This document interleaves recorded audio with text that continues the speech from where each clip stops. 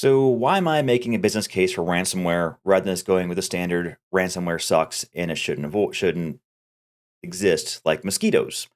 First, ransomware is the single most damaging and disruptive cybercrime. It destroys businesses, it ruins lives, and shakes consumer confidence. Second, as part of that, every time I'm asked about how we can stop ransomware groups, I kind of come back to this point. As long as it's profitable, people will keep doing it. So to really stop it, we have to make the business case for on both sides of why they do it and how we as businesses can make it no longer profitable for them to do that. So to kind of really drive this point home, I'm going to be looking at ransomware purely from the business perspective. Uh, we know it's illegal. We know it's not legitimate business, but looking at from the business case puts it into a better framework of understanding for us of why people do this. If there's money made, people are going to do it. So do keep in mind, I'm going skipping over a lot of nuances in technology and cybersecurity and to some extent business, um, mostly because this that would make this too in the weeds, because that could make this an entire college course on its own, and we just don't have time for that. While that would be really cool, we all have things to do. Also, note these numbers and this rest of this presentation are best effort. I can't guarantee their accuracy. I have done my best to aggregate and find as many sources as I can and cite and bring these sources in. But these groups don't report their returns on their SEC or their IRS filings. So kind of have to go by what we found from leaked data, from law enforcement disruptions and takedowns, and what we can confirm from other sources.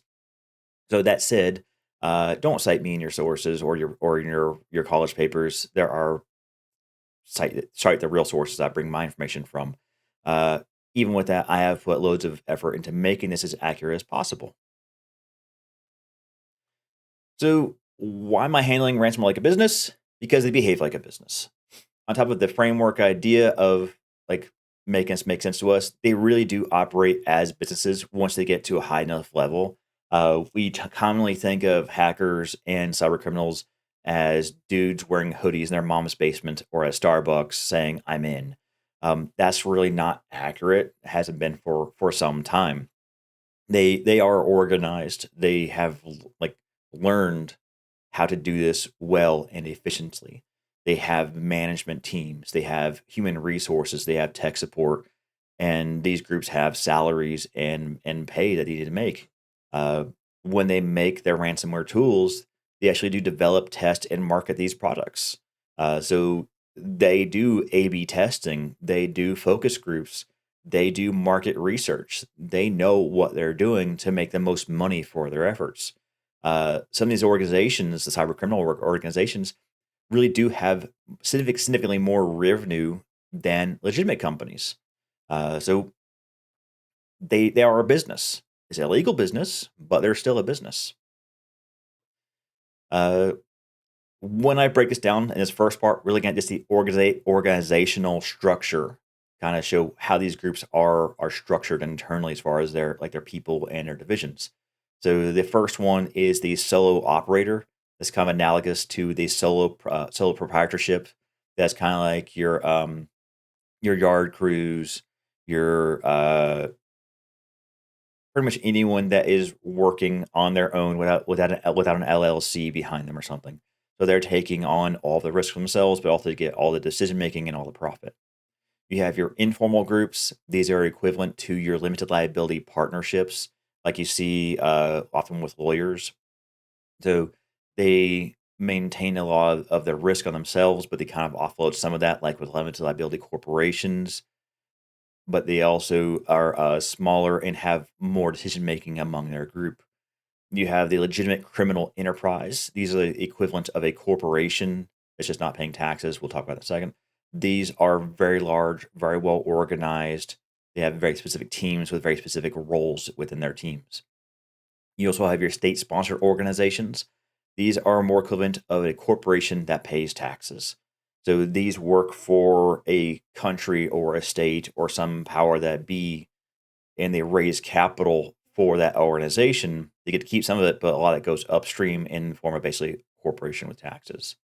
The advantage to them is they do get access to greater tools and data than the other groups would have. So looking at is solo operator to start with. This is what most people think of as a hacker, as the one guy sitting at a keyboard. That's really not accurate for a lot of the time for a lot of people that you would actually deal with as a business. Um, these typically are one person. They have temporary alliances with other hackers.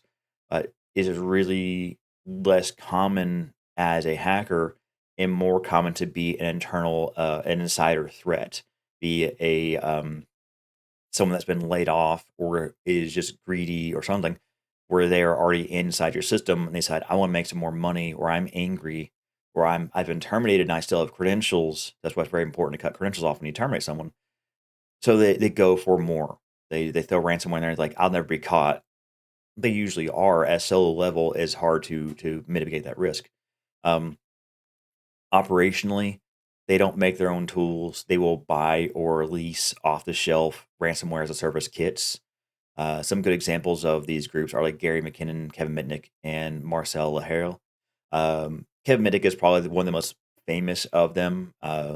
He's controversial in that how good a hacker he was. He was really actually a better social engineer than a hacker, but he's the most well-known name in all of these areas. And of course, I love the Hackers movie, so I've got the Zero Cool character here. He'll show up again in a little bit because that's what really I think at the time helped form the perception of hackers was these movies of the period. I think it was the '90s, these the hacker style movies and other movies that have come out showing the hackers as these loner rebel wannabes, kind of like think of Old West, but with computers.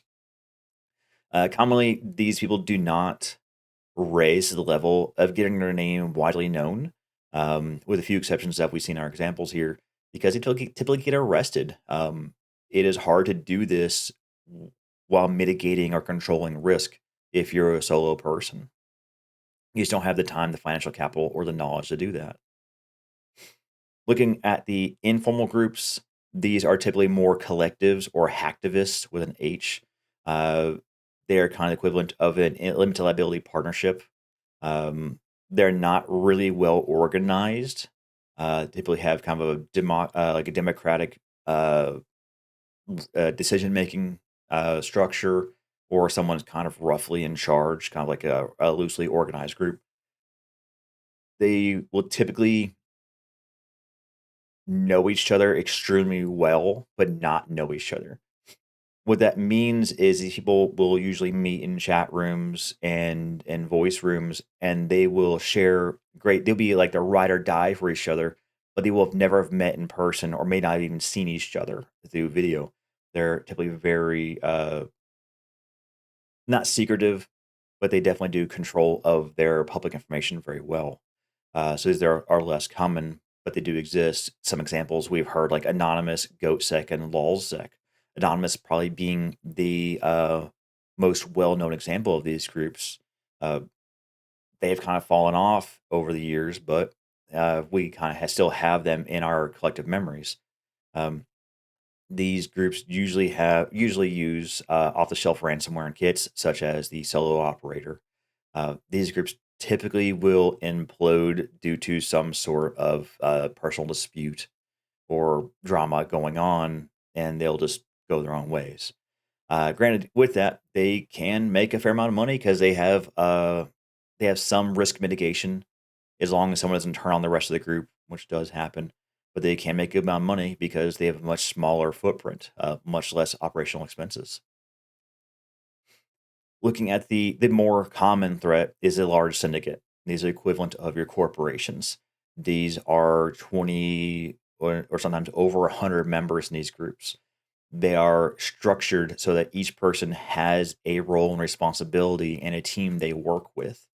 They have their HR department, they have finance and controls, they have PR, they have tech support.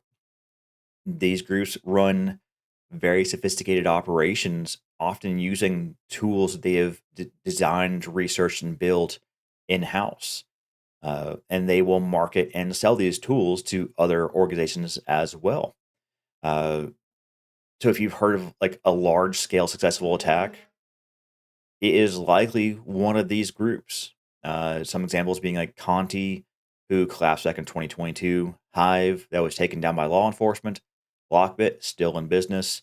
And Revel, not sure I pronounced her name, they got disrupted and rebranded.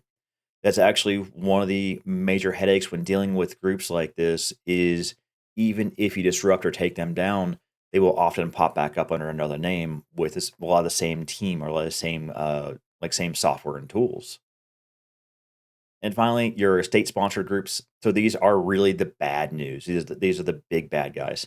Uh, in the cybersecurity industry, we call them advanced persistent threats or APTs.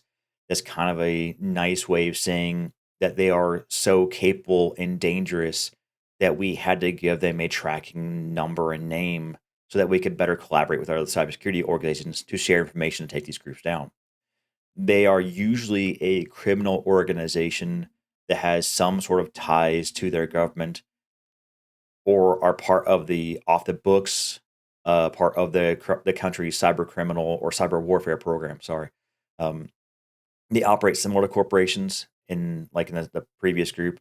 They have structure, they have organization, but they are generally overseen by their host country.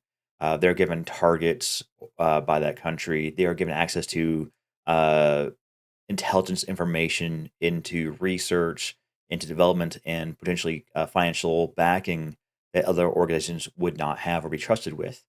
Um, these groups are commonly used in cyber warfare and disruption to attack infrastructure such as water and power as part of during disruption campaigns. We see it a lot in the United States for attacking the water plants. They'll get in there and basically sabotage the computers. They'll put in espionage or ransomware to take on a network. They'll take down cities, like the town center or the core systems for that city. Um, they're also used to fund countries.